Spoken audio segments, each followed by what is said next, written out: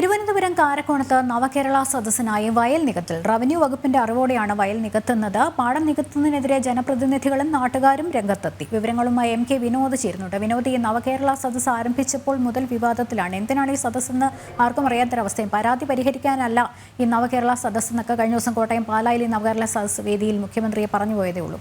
മാത്രമല്ല, ഈ സ്കൂളിന്റെ മതിൽ പൊളിക്കുന്നു, വിഷയം കോടതിയിലെത്തുമ്പോൾ പറ്റിപ്പോയി എന്ന് പറയുന്നു. ക്ഷേത്ര മൈതാനത്തിൽ നവകേരള സദസ്സ് നടക്കാൻ ഒരുങ്ങുന്നു, ആ വിഷയം കോടതി കയറുന്നു. ഇപ്പോൾ ഈ പരിസ്ഥിതി നിയമം ലംഘിച്ചുകൊണ്ടുള്ള ഈ വയൽ നികത്തൽ നടപടി, ഈ നിയമമൊന്നും ഇവർക്ക് ബാധകമല്ലേ എന്നുള്ളതാണ്. ഈ വിഷയത്തിൽ എത്രത്തോളം പ്രതിഷേധവും എതിർപ്പുമാണ് ഉയരുന്നത്?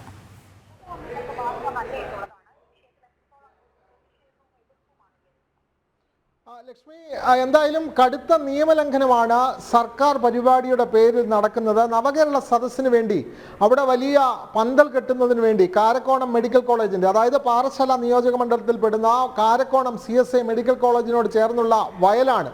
32 സെന്റോളം വരുന്ന മങ്കര ഏല എന്നറിയപ്പെടുന്ന അവിടുത്തെ പാടമാണ് പരസ്യമായി മണ്ണിട്ട് നികത്തുന്നത്. ഇവിടെ അന്വേഷിക്കുമ്പോൾ പറയുന്നത് നവകേരള സദസ്സിന് എത്തുന്നവരുടെ വാഹനങ്ങൾ പാർക്ക് ചെയ്യാൻ വേണ്ടിയിട്ടുള്ള സ്ഥലമൊരുക്കുകയാണ് എന്നാണ് പറയുന്നത്. പക്ഷേ പച്ചയായ നിയമലംഘനം നടക്കുന്നു. നവകേരള സദസ്സ് എന്ന് പറയുന്നത് നമ്മൾക്കറിയാം, മുഖ്യമന്ത്രിയും മുഴുവൻ മന്ത്രിമാരും ആഡംബര ബസ്സിൽ സഞ്ചരിക്കുന്ന വമ്പൻ പരിപാടി. ആ പരിപാടിയുടെ മറവിലാണ് കടുത്ത നിയമലംഘനം നടത്തുന്നത്. നമ്മൾക്കറിയാം, ഒരാൾ ഒരു 3 സെന്റ് ഭൂമിയിൽ വീട് വെക്കാൻ വേണ്ടി ഒരു ചെറിയ വെള്ളമുള്ള പ്രദേശം എന്തെങ്കിലും അല്പം മണ്ണിട്ട് നികത്തിയാൽ അവർക്കെതിരെ വയൽത്തട നീർത്തട നിയമ പദ്ധതി പ്രകാരം അവർക്കെതിരെയെല്ലാം കേസെടുക്കുന്ന സർക്കാരാണുള്ളത്. അവിടെയാണ് 32 സെന്റോളം വരുന്ന മങ്കര ഏല യാതൊരുവിധ തടസ്സങ്ങളുമില്ലാതെ പകൽ മണ്ണിട്ട് നികത്തുകയാണ്. ചോദിക്കുമ്പോൾ പറയുന്നത് നവകേരള സദസ്സിന് വാഹനങ്ങൾ പാർക്ക് ചെയ്യാൻ സ്ഥലം വേണ്ടേ എന്നുള്ളതാണ്. 10 വർഷം മുമ്പ്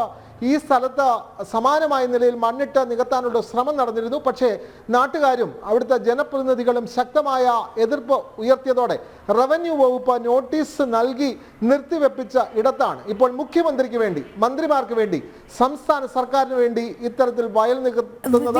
ഒരു സംശയം ഉയരുന്നത്, ഇതിനു മുൻപും വർഷങ്ങൾക്ക് മുൻപ് ഇത്തരത്തിൽ വയൽ നികത്താനുള്ള ശ്രമം നടന്നിരുന്നു. നാട്ടുകാർ ഇടപെട്ട് തുടങ്ങി. അന്നൊക്കെ എടുത്ത് സംഭരിച്ചു വെച്ച മണ്ണാണ് ഇപ്പോൾ ഇട്ട് നികത്തുന്നത് എന്ന് മനസ്സിലാകുന്നു. ഒരു പക്ഷേ ഈ നവകേരള സദസ്സിന്റെ മറവിൽ നടക്കുന്ന നിയമലംഘനമുണ്ടല്ലോ, അത് ഈ ഭൂമാഫിയെ സഹായിക്കാൻ കൂടി ആയിരിക്കും എന്നുള്ളത്. കാരണം മണ്ണിട്ട് നികത്തി കഴിഞ്ഞാൽ പിന്നീട് അത് പൂർവ്വസ്ഥിതിയിലാക്കാൻ, ഏലയാക്കാൻ സാധിക്കില്ലല്ലോ. അങ്ങനെയാണെങ്കിൽ അങ്ങനെ ഒരു ശ്രമം കൂടി ഇതിന്റെ സൈഡിൽ കൂടി ഒരു വശത്തു കൂടി നടക്കുന്നുണ്ടാവില്ലേ?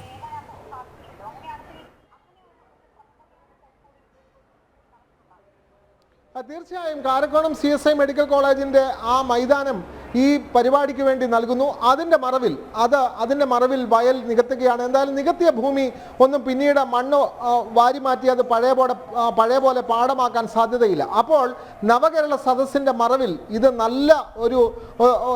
നല്ല ഒരു സമയത്ത് തന്നെ നികത്തിയെടുക്കാൻ കഴിയും. ആരുടെയും എതിർപ്പുണ്ടാവില്ല, ഒരു തരത്തിലുള്ള തടസ്സങ്ങളും ഉണ്ടാവില്ല.